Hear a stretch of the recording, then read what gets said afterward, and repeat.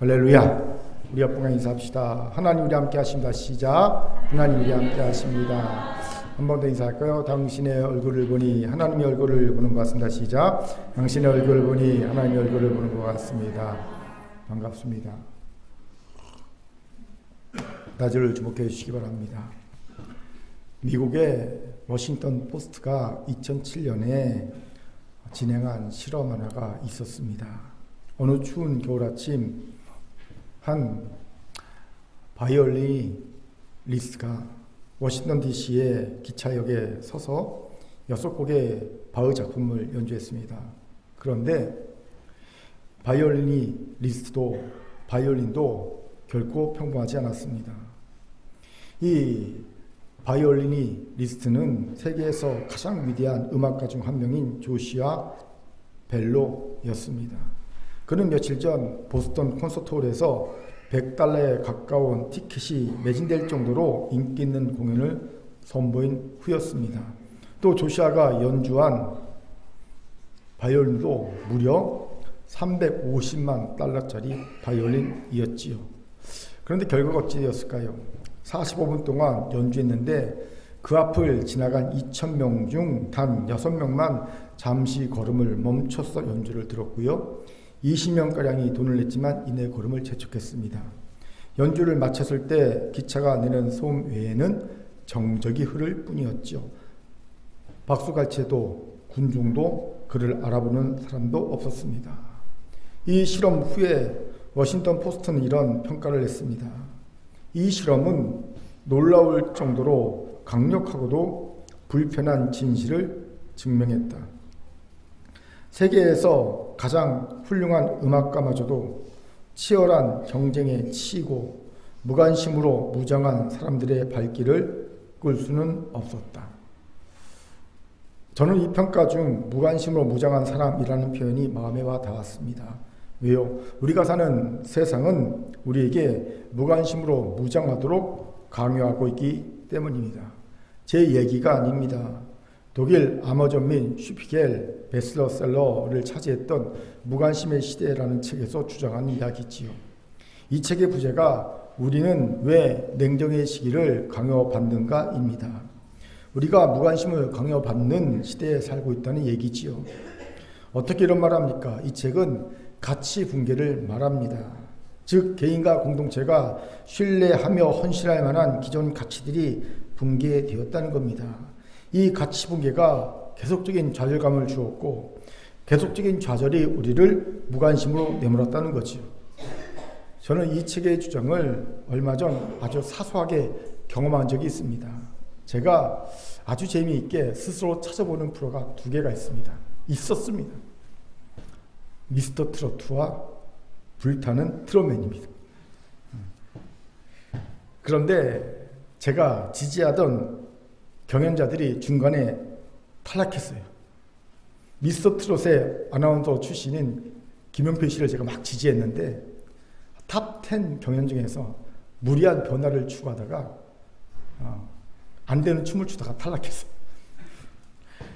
또 저는 불타는 트롯맨에서는 강력한 우승 후보였던 황용 씨를 적극 후원해 막 지지했는데 글쎄 예전에 폭력을 휘두르는 것이 이게 고발되면서 우승 은택에서 자진 중도 하차하고 말았습니다.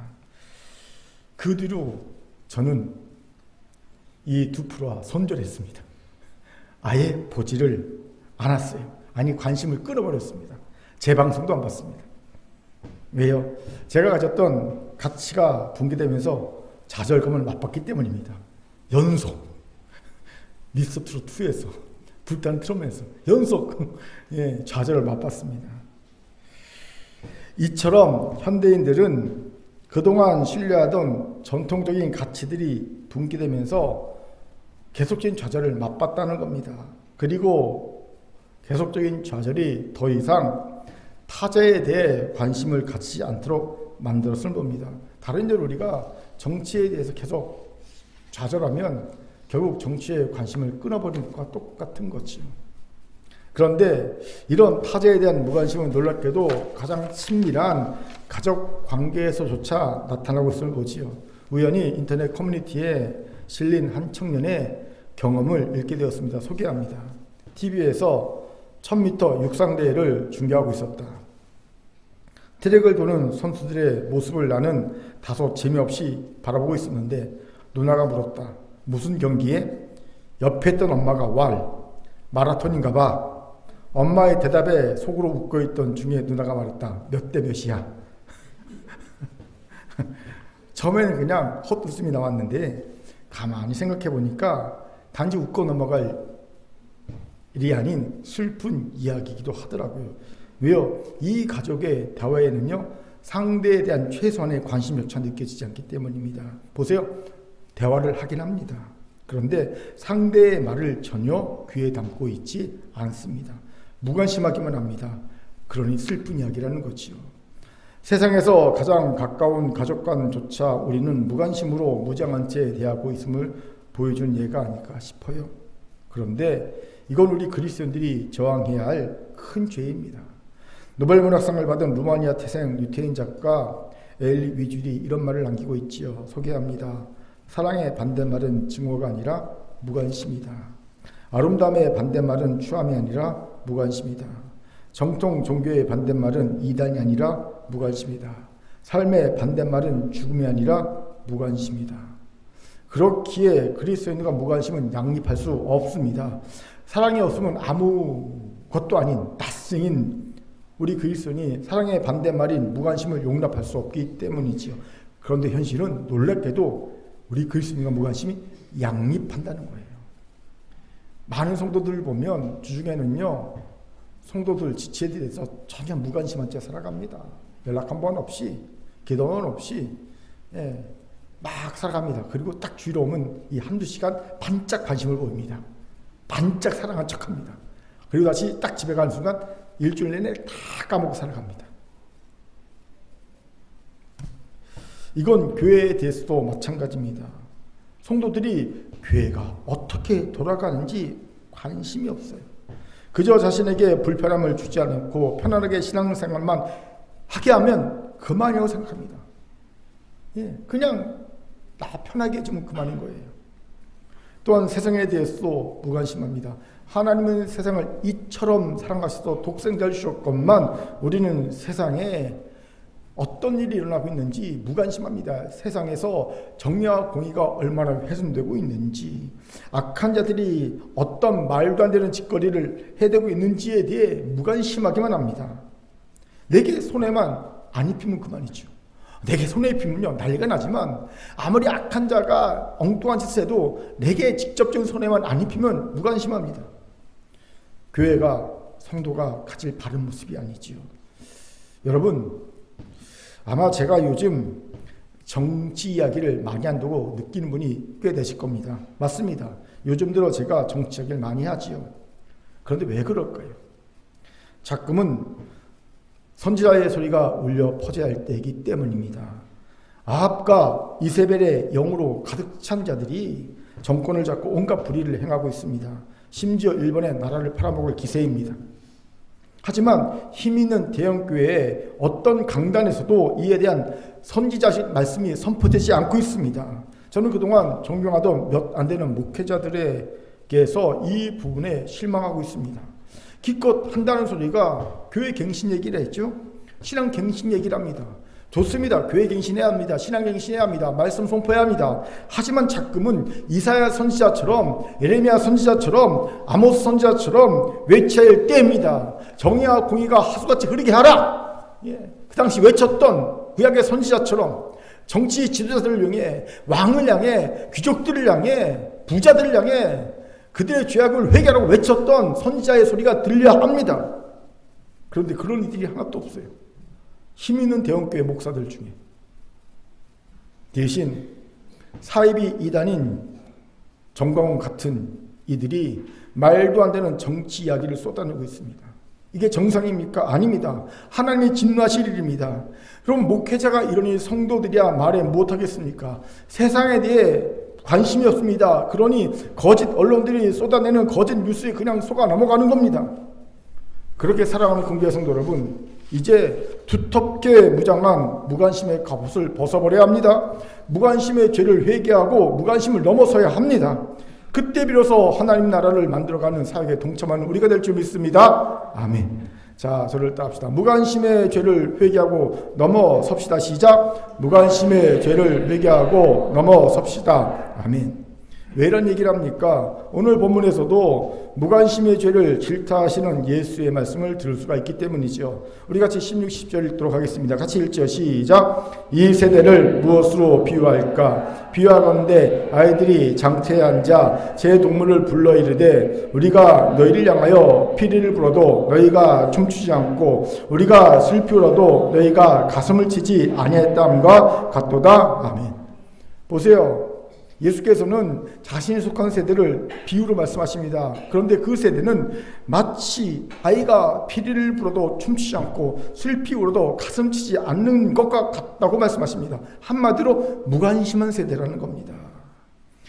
여기서 우리는 무관심 중에서도 가장 심각한 무관심이 무엇인지를 보게 되죠. 바로 예수님께 대한 무관심이라는 겁니다.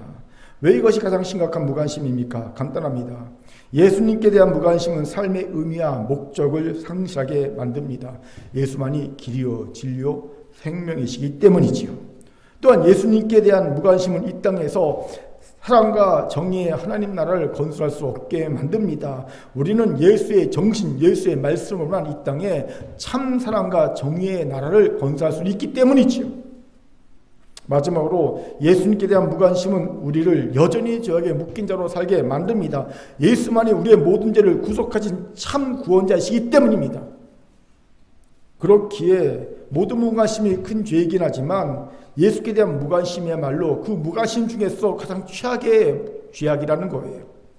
그런데 예수님께 대한 무관심의 죄는 단지 예수님 당시의 죄악만이 아니라는 점에서 더 큰 심각성이 있습니다. 무슨 말입니까? 작금의 시대야말로 예수님께 대한 무관심이 극에 달하는 시대라는 생각이 들기 때문입니다. 제가 이런 말을 하는 이유가 있습니다. 여러분 MZ세대라고 들어봤을 겁니다. 1980년부터 2004년 사이에 출생한 젊은 층을 말합니다. 아깝다. 난 1979년에 태어났는데 MZ세대 아닙니다. 예. 80년부터 2004년까지. MZ세대는요, 전체 인구의 약 34%고요. 1,700만 명 정도 된다고 하지요.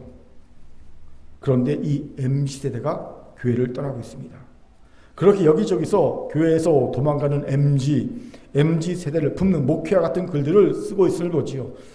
위기감이 느껴지지 않습니까? 이런 제목에서 느껴집니다. 그럴 수밖에 없죠. 여러분 젊은 층 1,700만 명이 교회를 이미 떠났거나 떠나가고 있는 중이니 이건 큰 위기가 아닐 수 없죠.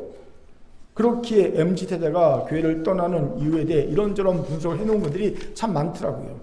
그중 본인의 MZ세대라고 고백하면서 자신의 견해를 피력한 글 하나가 눈에 딱 띄었습니다. 그는 이렇게 말합니다.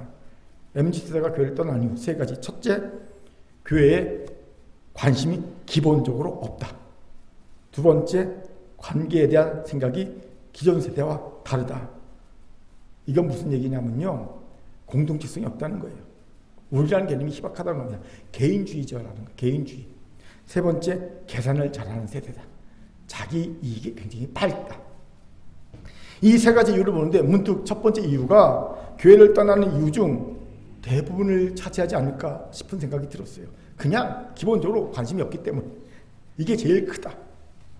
이것이 제가 작금의 시대야말로 예수께 대한 무관심이 극에 달한 시대라는 생각을 하게 된 이유입니다. 그러니 심각한 위기고 최악의 죄악이 넘치는 시대라는 생각을 하게 되는 거죠. 여기서 중요한 질문이 생깁니다. 어떻게 하면 무관심의 죄를 회개하고 넘어설 수 있을까? 이에 대한 귀한 통찰을 오늘 본문이 주죠. 같이 본문을 봅시다. 먼저는 삶의 비구속성을 구속성으로 바꿔야 한다는 겁니다. 여기서 삶의 비구속성이라는 생소한 개념을 알 필요가 있죠. 이 개념은요, 무관심의 시대라는 책에서 소개한 개념입니다. 쉽게 설명하면 이렇습니다. 어제 영유아부에서 학부모 초청 행사를 했죠. 한 8명인가요? 학부모들이 참여해서 2시간 동안 재미있고 유익한 시간을 보냈습니다. 그런데 사실 더 재밌고 더 유익한 것은 세상에 널려 있습니다. 교회가 아무리 재밌고 유익한 것을 준비해도 요즘은 세상을 따라갈 수가 없어요. 그럼에도 왜 학부모들이 시간을 내서 행사에 참여하고 재미있고 유익하게 시간을 보냈을까요? 이유는 한 가지입니다. 내가 사랑하는 자녀들이 다니는 교회니까. 이것이 바로 삶의 구속성입니다. 사람은 내 삶이 어딘가에게 속해 있어야, 즉 구속되어 있어야 관심이 생기고 흥미를 느낍니다. 이뿐 아니라 사실 우리의 삶은 구속성을 바탕으로 영위됩니다. 우리는 누군가에 혹은 어딘가에 반드시 구속되어 있으면서 서로 의존하면서 삶을 살아가는 존재이기 때문이죠. 인간은 사회적 존재잖아요. 그런데 어느 날 나를 구속하던 연결고리들이 하나둘 끊어질 때가 있습니다. 어느 날 갑자기 직장에서 퇴사당합니다. 그리고 나쁜 일은 연이어를 하죠. 그런데 가정이 깨집니다. 돈벌이를 못하니까 가정이 깨집니다. 스트레스를 받으니까 큰 질병이 걸립니다. 아픔들이 연이어 일어날 때가 있죠. 이때 사람은요 좌절하게 됩니다. 나 혼자 뚝 떨어진 섬처럼 느껴집니다. 이제 나는 이 사회에서 사람들에게서 잊혀진 존재 혹은 무관한 존재라는 생각이 드는 겁니다. 이것이 바로 삶의 비구속성입니다. 난 이제 모든 것과 관련해서 무관해. 이런 삶의 비구속성에 빠지게 되면 타재에 대한 관심이 없어집니다. 더 이상 어떤 책임을 느끼지 않는 거예요. 마치 출가 승려처럼 느껴지는 거예요. 예수님 당시에 이스라엘이 이랬다는 겁니다. 이스라엘은 오랫동안 메시아 그리스도를 갈망했죠. 그도 그럴 것이 이스라엘은요 오랫동안 헬라인에 의해 지배를 받으며 식민지로 살았기 때문이지요. 기껏 바벨론 포로에서 탈출해서 예루살렘에 와서 나라를 딱 만들고 살려고 하는데 알렉산더와 그 부하 장군들이 전 세계를 지배하면서 페르시아 그 팔레스틴에 꿀꺽 집어삼켰잖아요. 그래갖고 헬라 제국의 지배를 받으며 몇백 년을 살게 되었습니다. 물론 마카비 혁명이 성공합니다. 마카비 가문의 제사장 가문이거든요. 형제들이 혁명을 일으켜 성공합니다. 그리고 하스몬 왕가를 만들어 독립국가를 만들어 산 적도 있었습니다. 하지만 오래가지 못했어요. 기껏 79년을 버티다가 로마의 나라를 또 고스란히 바칩니다. 이런 역사의 부침이 이스라엘 백성에게 있었기에 더욱 메시아 그리스도에 대한 갈망을 크게 했지요. 그런데 이런 갈망에 찬물을 끼얹는 일들이 계속 발생했어요. 바로 거짓 메시아들의 출현이었습니다. 사도행전 5장 36절에 의하면 드다라는 거짓 선지자가 메시아가 일어나서 자칭 위대한 인물이라고 소개하며 약 400명의 추종자들을 이끌었다가 죽임을 당한 사건도 있고요. 또 사도행전 5장 37절에 의하면 갈릴 사람 유다라는 사람이 나타나 백성을 선동하다가 실패한 사건이 기록되어 있음을 봅니다. 이외에도 여러 거짓 메시아들이 나타나 백성들을 유혹했음을 보지요. 그리고 이런 일들이 반복되면서 이스라엘 사람들은 메시아에 대한 기대가 점점 사라지고 있었습니다. 좌절을 겪다 보니까 이런 차에 세례요한이 등장했어요. 그런데 세례요한은 이전의 거짓 메시아들과는 달라 보였습니다. 뭔가 진짜 냄새가 났죠. 그래서 많은 이들이 세례요한을 추종하면서 그가 메시아일 것을 기대했습니다. 하지만 그도 역시 메시아가 아니었죠. 세례요한은 당당하게 공개적으로 나는 메시아의 신발 끈도 매기 어려운 사람이다. 나는 메시아의 길을 예비하는 사람일 뿐이다. 라고 선포합니다. 그리고 이스라엘 백성들의 메시아 그리스도에 대한 기대는 점차 좌절로 바뀌어가고 있었습니다. 이 부분에서 삶의 비구속성이 나타나게 된 겁니다. 우리가 정치에 관심을 끊듯이 메시아에 대한 관심을 끊기 시작한 겁니다. 삶의 비구속성. 여러분, 삶의 비구속성은 연이은 실패를 겪었을 때 주로 나타나기 때문이지요. 이때 사람들은 자포자기하면서 운명론에 쉽게 빠져버립니다. 이게 다 운명이지, 내 팔자인 걸 어떡하겠어. 이제 어쩔 수 없어. 이렇게 살아야지. 죽으나 사나 이렇게 살아야지. 이게 운명론이거든요. 이스라엘이 이랬다는 겁니다. 이때 예수께서 등장하신 겁니다. 그러자 이번에는 이스라엘 사람들이 무관심으로 일관합니다. 마치 늑대가 나타났다는 거짓말을 양치 소년에게 여러 번 속은 마을 사람들이 진짜 늑대가 나타나서 양치 소년이 늑대가 나타났어요 말할 때 안 믿은 것처럼, 진짜 나타났을 때 안 믿은 것처럼 진짜 메시아 예수께서가 나타났는데 이제는 무관심으로 일관하다는 거지요. 이것이 이스라엘이 무관심으로 내몰린 이유였을 겁니다. 그리고 우리가 무관심으로 내몰린 이유이기도 합니다. 좀 전에 MZ 세대들이 교회를 떠난 이유가 교회에 대한 관심이 기본적으로 없기 때문이라고 얘기했습니다. 그런데 궁금하지 않습니까? 왜 그들은 교회에 대한 관심이 기본적으로 없을까요? 중요한 이유가 있습니다. 교회에 계속된 좌절을 받았기 때문이에요. 한국교회 트렌드 2023에 보면 MZ세대들이 교회를 떠난 이유를 7가지로 말하고 있어요. 첫째, 교회 지도자들의 고리적인 태도. 두 번째, 교회가 시대의 흐름에 뒤처지며 고리타분함. 세 번째, 교인 간의 사랑이 없는 형식적인 관계. 네 번째, 교회 지도자들의 언행 불일치. 다섯 번째, 교인들의 부도덕한 삶. 여섯 번째, 교회 성장 제일주의. 일곱 번째, 불투명한 재정 사용.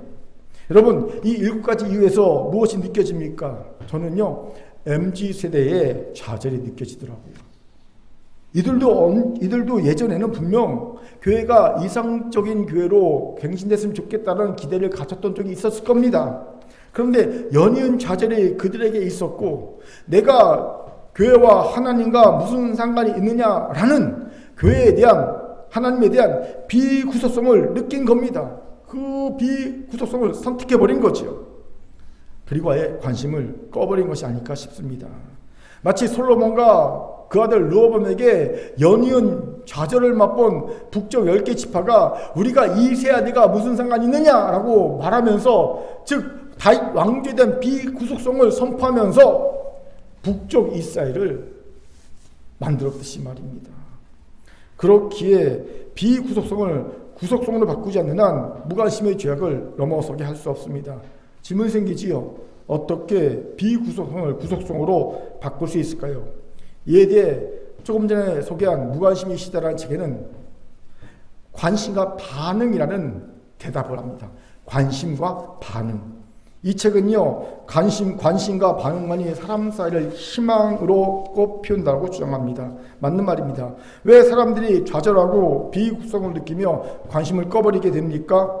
현실이 안 바뀌기 때문입니까? 아닙니다. 현실이 바뀌지 않아도 사람은 좌절하지 않을 수 있습니다. 자신에 대한 진정한 관심과 반응만 있다면 안 바뀐 현실을 버틸 수 있어요. 사람이 진정으로 좌절할 때는 언제냐면요, 자신에 대해 진정으로 반응하고 진정으로 관심을 가지고 반응하는 이가 한 명도 없다고 느낄 때입니다. 바뀌지 않아도 버틸 수 있는데 관심과 반응이 없는 사람들을 보면 좌절하게 됩니다. 그렇기에 사랑하는 이 중에 모든 것이 무관심하고 아무것도 흥미를 못 느끼는 삶의 비구속성 양상에 빠진 이가 있습니까? 일본에서는요, 그런 청년들 많죠. 방에 처박혀서 10년도 안 나온 애들. 한국에도 점점 그런 아이들이 늘어납니다. 그들 그 삶의 비구속성의 양상에서 벗어나려고 싶습니까? 특히 하나님과 교회에 대해 비구속성의 양상을 보이는, 내가 하나님과 내 교회에 무슨 상관이 있느냐 말하는 지체들이, 사람들이 여러분 옆에 있습니까? 그들에게 하나님과 교회에 대한 구속성을 가지게 하고 싶습니까? 그렇다면 일단 그들의 말에 진정으로 관심을 보이고 반응해 줘야 합니다. 진작에 그들의 말에 경청해 줘야 합니다. 그리고 공감해 줘야 합니다. 영혼의 심폐소생술이 뭡니까? 당신이 옳다. 이런 이들에게는요, 심폐소생술, 우리가 심장이 딱 멎으면 심폐소생술하듯이, 심폐소생술이 뭡니까? 당신이 옳다라는 거예요. 아무 때나 심폐소생술하면 안 되죠, 그렇죠? 예, 멀쩡한데 막 심폐소생술하면요, 갈비뼈 나갑니다. 하지만 심장이 딱 멈췄을 때는요, 그때는 심폐소생술 해줘야 되듯이, 당신이 옳다란 이 공감의 말은요, 영혼이 딱 멈췄을 때, 상처를 크게 받았을 때, 그때 해줘야 할 말입니다. 이걸로 공감해줘야 합니다. 사랑하는 금교 성도 여러분, 오늘부터 그들의 말과 행동에 진정성 있게 관심을 보이고 반응합시다. 그 첫걸음은 경청일 것이고요, 공감일 겁니다. 이를 통해 무관심의 죄를 넘어서는 이들이 다 되길 바랍니다. 아멘. 자, 저를 따라합시다. 관심과 반응으로 비구속성을 구속성으로 옆분과 인사합시다. 변화시킵시다. 변화시킵시다. 아멘. 두 번째로 공동체와의 연대감, 신뢰감이 형성돼야 합니다. 당연합니다. 공동체의 구성원이 되어 연대감, 신뢰감이 형성이 되어 있는데 어찌 무관심할 수 있겠습니까? 내가 이 공동체의 원이야. 연대감이 끈끈해, 신뢰감이 깊어. 그러면요, 당연히 관심이 가지요. 그렇게 무관심을 넘어서려면 공동체와의 끈끈한 연대감과 깊은 신뢰감이 형성되어 있어야 합니다. 여기에 우리 연약함이 있죠. 점점 개인주의가 심화되어 가고 있습니다. 특히 MZ세대는요, 이 개인주의가 점점 심화됐죠. 왜냐하면 우리 기존 세대는요, 공동체성을 가질 만한 기회들이 많았어요. 왜요? 우리는 잘 살아보세요. 정말 어려울 때, 정말 힘이 없을 때 이 작은 힘없는 나라가 하나가 돼서 잘 살아보세요 하면서 으쌰으쌰 하면서 나라를 부강시켜줬던 그런 경험이 있어요. 공동체적 경험이 있어요. 새마을운동 경험도 있고요. 또 우리는 88올림픽, 와, 우리나라 올림픽도 한데, 와, 88올림픽 경험 너무 신기했죠. 그리고 2002년 월드컵 경험도 있어요. 와, 오필슨 코리아. 우리는 불그라고 막 그러면서 막 그렇게 뛰었던 모든 공동체 경험이 있어. 그런데 MZ세대는요, 이런 경험이 없어요. 예. 그들에게는요, 뭔가 우리는 하나라는 걸 경험할 경험이 없어요. 점점 개인주의에 되어가고 있다는 겁니다. 또 MZ세대는요, 조급합니다. 경쟁이 너무 치열하다 보니까 뭐든지 빨리 결과를 보려는 조급함이 생겼어요. 그런데 아십시오. 빨리 가려면 혼자 가는 게 맞습니다. 하지만 멀리 가려면 같이 가야 합니다. 그런데 인생은 멀리 가는 길이잖아요. 그래서 같이 가야만 하는 것이 인생입니다. 그런데 이런 인생의 지혜를 모릅니다. 그저 빨리 가려고만 합니다. 그러니 혼자가 편한 거지요. 하지만 결코 지혜로운 모습은 아닙니다. 결국 빨리 가려고 하다가 멀리도 못 갈 뿐 아니라 무관심의 죄악에 빠지고 삶의 방향성도 있고 불안에 빠지게 되는 겁니다. 여러분, 무관심이 낳는 폐해 중 두 가지가 있어요. 하나는 삶의 방향성을 잃게 하고 사람을 불안하게 한다는 겁니다. 제 얘기가 아니에요. 예. 무관심에 대해 나온 책에서 이렇게 말하더라고요. 무관심이 일으키는 피해는 뭐냐? 삶의 방향성을 잃게 하고 사람을 불안에 빠지게 한다는 겁니다. 그렇게 하십시오. 끈끈한 공동체와의 연대감, 깊은 신뢰감을 형성해야 합니다. 어떻게 형성할까요? 자, 어려운 얘기합니다. 성취적 현실을 맛봐야 합니다. 성취적 현실이 뭘까요? 설명합니다. 현실은요, 나의 약점이 있기 때문에 도무지 아무것도 할 수 없어요. 예? 내 약점, 단점 때문에 도무지 이걸 이룰 수 없어요. 성취할 수 없어요. 그런데 다른 사람의 장점으로 나의 약점, 단점이 순식간에 상쇄되면서 무언가가 딱 이루어질 때 느끼는 성취감이 성취적 현실이라는 개념입니다. 이 성취적 현실을 맛보게 되면 공동체 구성원 간의 연대감, 강한 연대감, 깊은 신뢰감이 형성됩니다.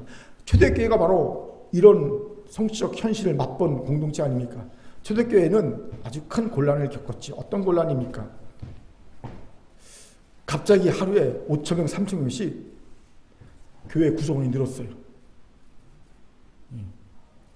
그런데 그들은 대부분 다 경제적으로 열악한 이들이었어요. 특별히 순례를 왔다가, 예루살렘을 순례를 왔다가 회심하고 그리스도인 되고 예루살렘 교회 공동체에 머문 이들은 순례 왔던 사람이 돈이 있겠냐는 거죠.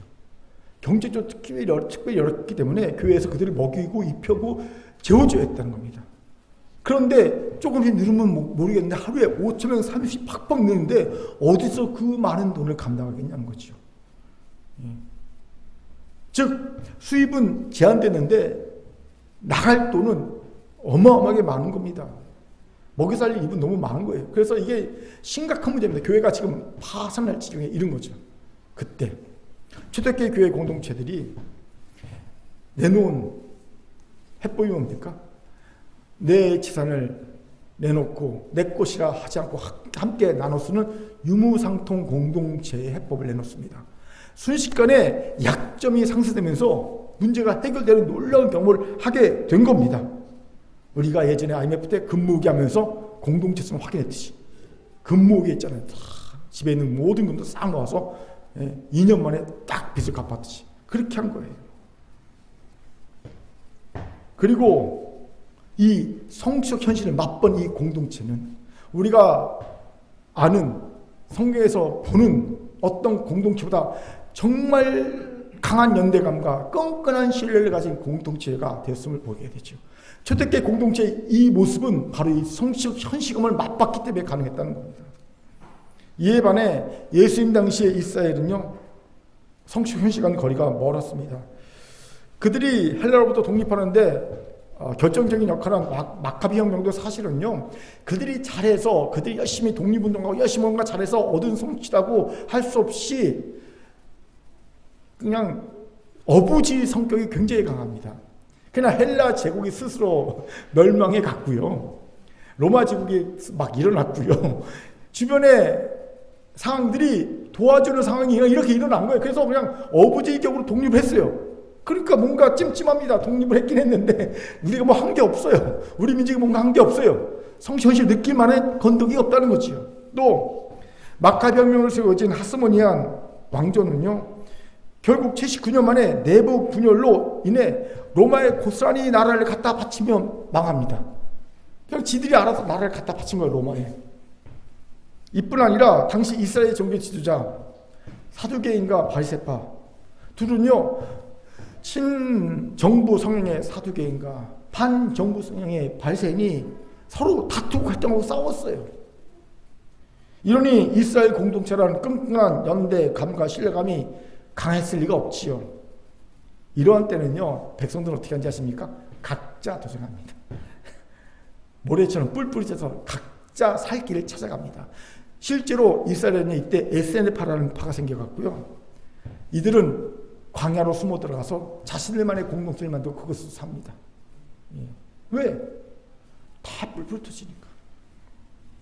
그렇게 무관심의 죄악을 회개하고 넘어서려면 공동체가 성취적 현실을 맛보게 해야 합니다. 질문 생기죠. 어떻게 성취적 현실을 맛보게 할 수 있을까요? 간단합니다. 먼저는 상대의 약점을 비난하는 것이 아니라 내가 보완해줘야 될 내 책임으로 인식하는 거예요. 두 번째는 이런 분위기 속에서 약점을 부끄러워하고 숨기는 것이 아니라 드러낼 수 있어야 한다는 겁니다. 여러분, 이게 어려워 보입니까? 어렵지 않아요. 왜요? 우리는 이미 그렇게 하고 있기 때문입니다. 어제 영유아부 학부모 초청 행사를 무사히 마쳤지요. 그 후에 제가 평소에 잘 안 하는데 우리 전사님과 우리 각 교사들에게 수고했다는 카톡 문자를 일일이 다 보냈습니다. 왜일까요? 학부모가 많이 왔어요? 많이 왔어요. 한 8명 정도 왔어요. 그럼 행사 내용이 알차서요? 알찼을 거라고 믿습니다. 하지만 저는 설교 준비하고 행사에 참여하지 못해서 못 봤습니다. 그럼 왜일까요? 성취적 현실을 맛보는 것이 보였기 때문입니다. 무슨 말입니까? 이게 거의 2달 가까이 준비하더라고요. 2달 가까이 준비하면서 이 과정을 제가 보니까 영유아부의 약점과 단점이 고스란히 드러나더라는 거죠. 그런데 감사하게도 그 약점, 단점을 비난하는 것이 아니라 알아서 서로 보완해 주는 것을 보았습니다. 그리고 영유아부의 약점을 그 안에서만 보완해 주는 것이 아니라 그의 공동체 전체가 나서서 함께 보완해 주더라는 겁니다. 어제 보니까 맛있는 점심도 우리 집사님들이, 권사님들이 해주더라고요. 제가 보기에 성취적 현실을 맛봤을 것 같습니다. 그렇게 수고했다는 카톡을 보낸 겁니다. 아마 모르긴 몰라도 영유아부는 이번 행사를 통해 더 끈끈한 연대감과 깊은 신뢰감이 생겼을 것이라 믿습니다. 일부 때 물어봤더니 그렇더라고요. 그런데 이런 성취적 현실은요, 사실 우리 공동체가 가장 잘하는 겁니다. 우리는 지난 16년 동안 서로의 약점을 비난하기보다 보완해주고 상쇄해주면서 하나님의 신 일들을 해왔기 때문입니다. 우리가 작은 교회지만 여러분 지난 시간 보세요. 우리가 얼마나 많이 해왔습니까? 웬만한 중형교회 이상의 일들을 감당해 왔거든요. 그럴 수 있었던 것은요, 약점 단점을 비난하기보다는 보완해주고 상쇄하면서 함께 일을 해오는 우리 공동체만의 놀라운 능력이 있었기 때문입니다. 그렇게 앞으로도 더 잘할 수 있을 줄 믿습니다. 아멘. 이를 위해 누군가 약점해 보입니까? 그건 내가 중보할 부분이고요. 그건 내가 내 장점으로 상쇄해줄 부분입니다. 섬겨주고 보완해줄 부분을 기억하시기 바랍니다. 아세요? 비난할 마음을 품는 우리 인간은요, 심지어 예수님까지 비난하는 사람이 됩니다. 오늘 본문 보세요. 세례요한이 금식하니까 이 귀신 들렸다고 말하고, 예수님은 먹고 마시니까 이 음식을 탐하고 포도주를 즐기는 세례요한의 친구라고 예수 비난하지 않습니까? 이래도 비난 저래도 비난, 이게 인간의 죄성입니다. 여러분, 내가 누군가의 약점을 보면서 비난할 마음이 생깁니까? 그건요, 그가 잘못해서라기보다 내 안에 인간의 죄성이 있기 때문이라고 보셔야 합니다. 그의 잘못 때문에, 약점 때문에 비난의 마음이 생기는 게 아니라 내 안에 있는 죄성 때문에 비난의 마음이 생기는 거예요. 예? 이걸 아셔야 합니다. 그리고 하나님이 지금 그 약점을 보며 내게 중보하라고, 내게 섬기라고 명령하고 계셨다는 것을 기억하셔야 합니다. 그럼 그 자리에서 바로 비난을 멈추고 중보하십시오. 비난을 멈추고 섬기시기 바랍니다. 분명 계속 성취적 현실을 맛보게 될 것이고요. 더 끈끈한 연대감과 깊은 신뢰를 가진 공동체가 될 줄 믿습니다. 아멘. 자, 저를 따라합시다. 상대의 약점에 대한 비난을 중보기도와 성경을 바꿔서, 자, 옆분과 인사합시다. 성취적 현실을 맛봅시다. 시작. 성취적 현실을 맛봅시다. 아멘. 세 번째로, 무관심의 죄를 회개하고 넘어서려면 낮은 자존감에서 벗어나야 합니다. 무슨 말입니까? 자존감이 낮은 사람은 자기 안에 매몰될 가능성이 아주 높습니다. 왜요? 나 같은 한심한 이도 없는데 이런 내가 무슨 자격이 있어서 남의 일에 감나라 배나라 할 것이며, 나는 내 몸 하나 건사하기 힘든데 내가 뭘 할 수 있겠어? 라는 마음이, 자괴감이 들기 때문입니다. 이러니 타인에게 무관심해지는 거예요. 무관심해질 수밖에 없는 겁니다. 내 코가 속자고, 나는 너무 한심한데 내가 뭐라고 말하면 너나 잘해 그럴 겁니다. 그렇죠? 너나 잘해 이런 소리가 들려요. 남이 말하지 않아도 그냥 내가 들어요. 들어요 그냥. 예수 당시에 이스라엘이 됐습니다. 기껏 막가비 혁명을 통해 헬라의 지배에서 벗어났다 싶었는데 고작 79년 왕가가 유지되고 그 사이에 로마의 나라를 갖다 바쳤습니다. 자존감이 낮아질 수밖에 없죠. 이스라엘 백성 입장에서. 왜 지금 많은 국민들이 윤씨, 제가 왜 윤씨라고 하는지 아십니까? 요미우리 신문에서 윤 대통령을 안 하고 윤씨라고 했더라고요. 일본 애들이 신문에서 우리 대통령을 윤 대통령이라고 하자고 윤씨라고 했더라고요. 신문에서. 오, 참 황당해갖고 기분 나쁘, 내가 미워해도 기분 나쁘더라고. 내가 별로 안 좋아하잖아요. 근데도 불구하고 외국 나가서 일본 놈들이, 놈이라고 안 되는데 일본 애들이 윤씨라고 하니까 기분 되게 나쁘대. 기분 되게 나빴어요. 아무튼 윤 대통령 한일 정상회담에 대해 분노하고 있습니까? 일본에게 굴욕적인 모습을 보여줌으로 대한민국 국민의 자존감을 뚝 떨어뜨렸기 때문입니다.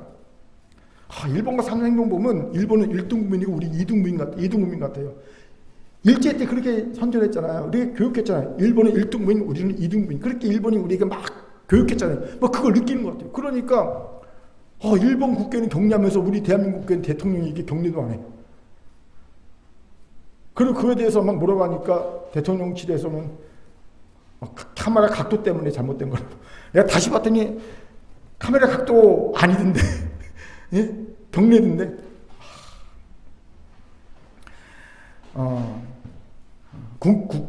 국민의당 의원 이현주 의원이 TV에 나와서 이런 얘기 하더라고요.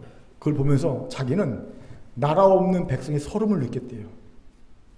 왜냐하면 우리나라를 대표한 대통령이 가서 우리나라 이익을 대변하는 것이 아니라 일본의 이익을 대변하니까 마치 부모가 없는 아이, 대통령 없는 백성의 서름 같은 거 느꼈다고 그러더라고요. 근데 저는 그게 딱 드는데 내가 느끼는 감정이 저거구나 느끼더라고요. 나도 그 느낌이 들었거든요. 나는 대통령이 없나 보다, 우리나라는. 이런 느낌이 들었거든요. 아마 모르긴 몰라도 이스라엘 국민들의 자존감은 우리보다 몇 배 더 상처를 받았을 것 같습니다. 자존감이 낮아질 대로 낮아진 이스라엘 국민들을 짐작하게 되죠. 이러니 뭔들 관심이 생기겠습니까? 우리는 안 되는 민족이야. 우리는 더 이상 하나님의 공의를 받을 수 없어 라는 마음이 그 속에 꽈리를 들었을 것이고요. 이런 마음이 꽈리를 들고 있는데 뭔들 관심이 생기겠습니까?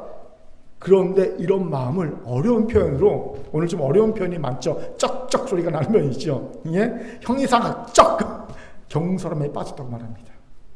심리학적 용어로 형이상학 쩍 경솔함에 빠졌다고 얘기합니다. 여러분, 형이상학적 경솔함은요, 스스로 지는 가능성을 과소평가하고 자괴감에 빠져서 자신의 존재 가치를 왜곡하는 참을 수 없는 인식의 가벼움을 말합니다. 나는 정말 하찮은 존재야. 나는 미래가 없는 존재야. 나는 아무것도 할 수 없어. 이런 정말 참을 수 없는 존재의 가벼움을 느끼는 게 형이상학적 경솔함에 빠졌다고 합니다. 이건 낮은 자존감을 만든 폐해 중 하나지요. 이런 형이상학적 경솔함에 빠지면 세 가지 특징이 나타납니다. 첫째는 미래의 가능성을 부인합니다. 그는 오늘 자신이 열심히 산다 해도 미래는 바뀌지 않을 거라고 믿습니다. 나는 이미 뭘 해도 안 되는, 망할 수밖에 없는 재수없는 인간이야 라고 믿기 때문이죠. 그렇기 때문에 안 돼, 미래 가능성 없어 얘기합니다. 둘째는 자신을 외부 환경의 피해자라고 여깁니다. 내가 이렇게 된 것은 전적으로 남 탓이고 사회 탓이 내 탓은 아니라고 생각합니다. 그렇기에 자신이 원망하고 표현하는 것 너무 정당하다고 생각합니다. 그래서 노력하지 않고 그냥 원망 불평하며 인생을 끝내는 거예요. 세 번째는 바꿀 수 없는 것에 매달립니다. 우리가 바꿀 수 있는 것은 오직 지금뿐입니다. 지금. 아무리 과거를 붙잡고 있어봐야 죽은 자식 불알 만지기잖아요. 과거를 붙잡고 있어봐야 우리에게 주어진 건 후회뿐입니다. 그렇죠? 또 반대로 미래를 붙잡고 있어봐야 바꿀 수 없죠. 미래를 붙잡고 있는 사람에게 주어진 것은요, 염려 근심뿐입니다. 그런데 형이상학적 경솔함에 빠진 이는 과거와 미래만 붙잡고 삽니다. 오늘을 바꾸지 않고, 박진 외교부 장관이 KBS 뉴스에 나와서 앵커하고 한일 정상회담 얘기하는데 계속 그 얘기하더라고요. 미래를 위해서.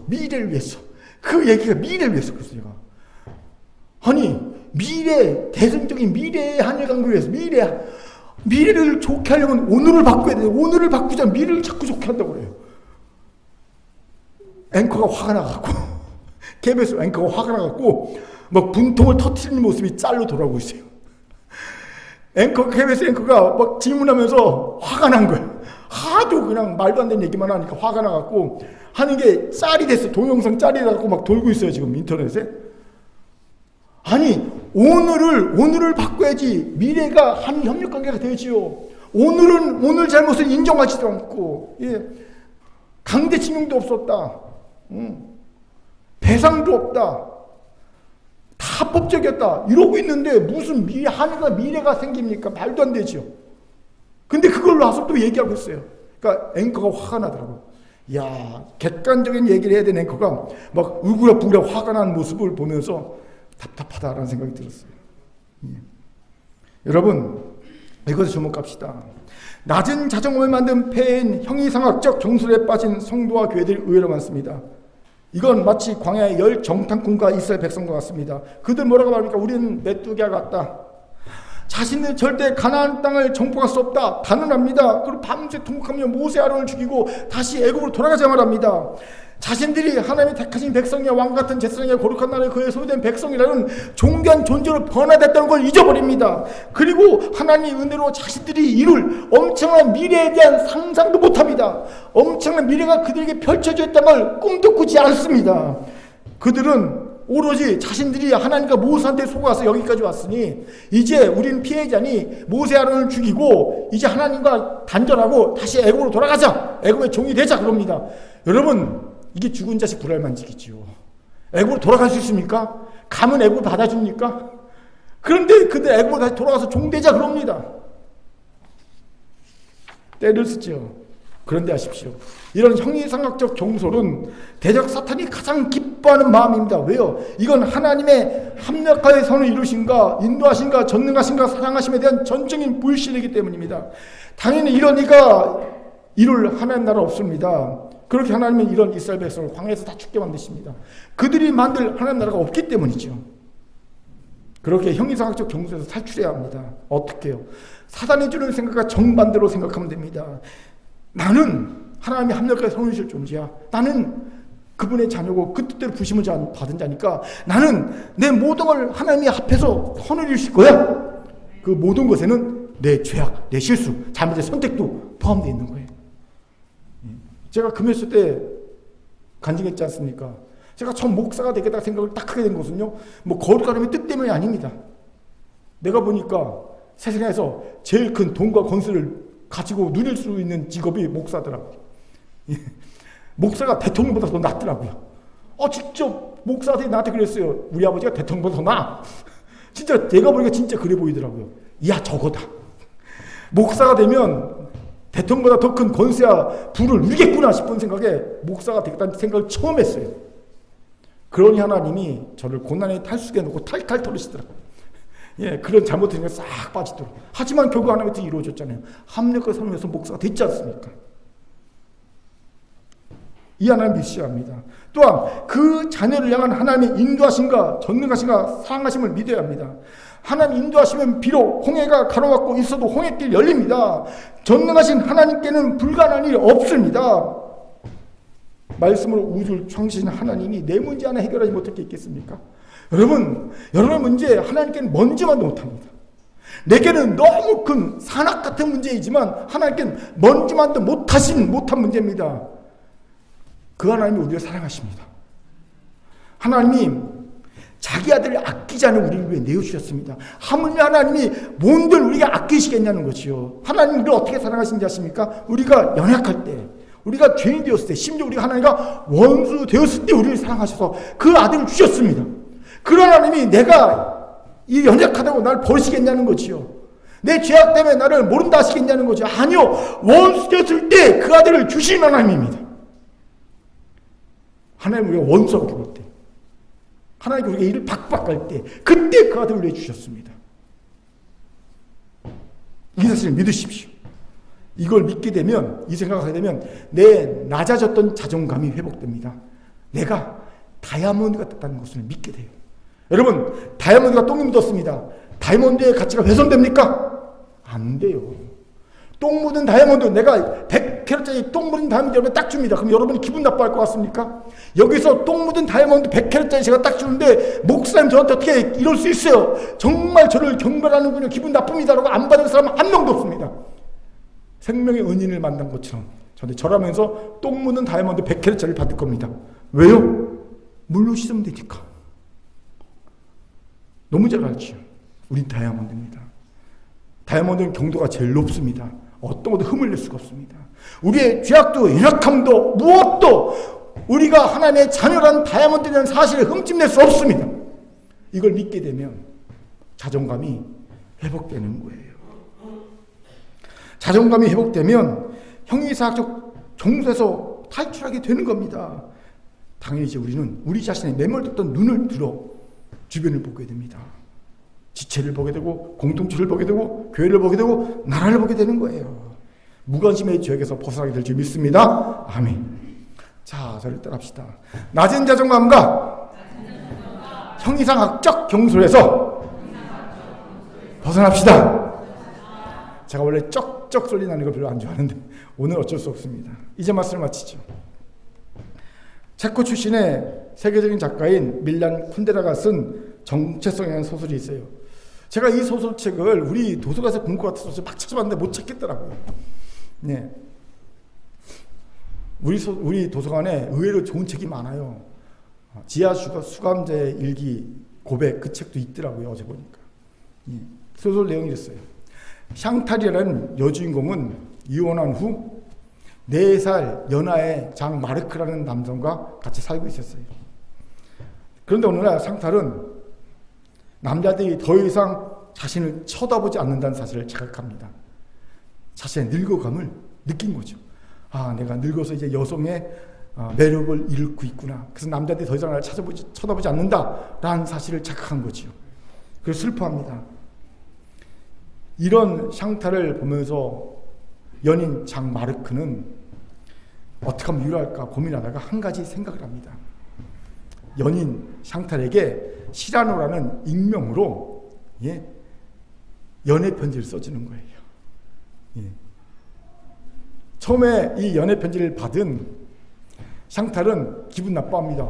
왜요? 누군가가, 나도 모르는 누군가가 나를 쳐다보고 있었다고 그러고 나를 흠모한다고 그러니까 기분이 나쁩니다. 그런데 점차 삶의 생기가 돌기 시작합니다. 누군가 나를 관심 있게 보고 있다는 사실만으로 묘한 설렘이 생긴 거죠. 누가 날 보고 있어? 나를 보면서 막 나를 흠모하고 있어? 좋아하고 있어? 막 설렘이 생긴 겁니다. 이후 샹탈은요, 주변의 남자들 자세히 관찰하기 시작합니다. 어떤 놈이 나를 쳐다보지? 관찰하기 시작합니다. 그러면서 샹탈은요, 주변 사람들에게서 그동안 보지 못하던 새로운 모습을 보게 되고, 아, 내가 주변 사람들에게 정말 무관심했구나, 내가 전혀 그들을 몰랐구나라는 사실을 깨닫게 됩니다. 주목해 보기 시작하니까 다른 모습이 막 보인 거죠. 그런데 재미있게도요, 이런 샹탈의 변화를 보면서 장마르크는 묘한 감정을 느낍니다. 좋아해야 될지 싫어야 될지. 그렇죠? 내 연인이 예, 시라르라는 익명의 편지를 받고 막 생기가 돌고 막 삶의 활력을 느끼며 보며 좋아할지 싫어할지 막 묘한 감정을 느낍니다. 그런데 어느 날 사건이 터졌어요. 이 사실을 샹탈이 알게 된 거예요. 그리고 샹탈이 배신감에 이별을 선언하고 떠나버립니다. 장마르크는요, 이 여자가 없으면 못 살겠다 생각해서 쫓아다닙니다. 찾아다니죠. 그리고 드디어 기차역에서 기차 안에 앉아있는 샹탈을 발견합니다. 그런데 샹탈이요, 옆에 있는 사람하고 너무 재미있게 활기있게 얘기를 하고 있는 거예요. 그런데 그 모습을 보니까 그가 그동안 알고 있는 샹탈이 아니에요. 전혀 새로운 모습에 새로운 사람을 보는 것 같았습니다. 그러면서 느끼죠. 내가 과연 저 여자를 알고 있었을까? 너무 낯선 모습에 나는 저 여자를 잘 모르고 있었구나 라는 생각을 하게 된다는 겁니다. 저는 이 둘의 모습을 보면서 이 작가가 말하고 싶은 한 가지를 알 수 있습니다. 물론 이 소설이요, 정말 많은 얘기를 합니다. 그중 하나를 알게 되었어요. 우리는 서로에게 무관심하다는 겁니다. 그것도 사랑한다고 하면서도 말이지요. 그런데 이런 무관심이 사랑하는 이를 가장 비인간적으로 대하는 것이라는 사실을 깨달아야 합니다. 버나드 쇼가 이런 말을 남기고 있죠. 소개합니다. 주변 사람들에게 저지르는 가장 큰 죄는 그들에 대한 미움이 아니다. 무관심이야말로 가장 큰 죄다. 무관심은 비인간성을 대표하는 비인간적 감정이다. 그렇게 사랑하는 큰교회 성도 여러분, 이제 우리 무관심의 죄를 회개하고 넘어섭시다. 비인간적으로 대하지 맙시다. 이를 위해 첫 번째, 관심과 반응으로 구속성을 변화시킵시다. 이를 위해 진정성 있게 경청합시다. 내가 옳다라는 반응을 해줍시다. 두 번째, 상대의 약점을 비난하지 맙시다. 대신 중보 기도하고 섬김으로 바꿔서 현실을 맛봅시다. 세 번째, 낮은 자존감과 형이상학적 경수에서 벗어납시다. 우리는 하나님의 자녀로 합력과 선이 이루어진 자이고요, 그 인도하시가 전능하시가 사랑하심을 고스란히 받고 사는 자님을 잊지 맙시다. 아멘. 그렇다면 이제 여러분의 눈이 섬기고 구원해야 할 지체가 보일 겁니다.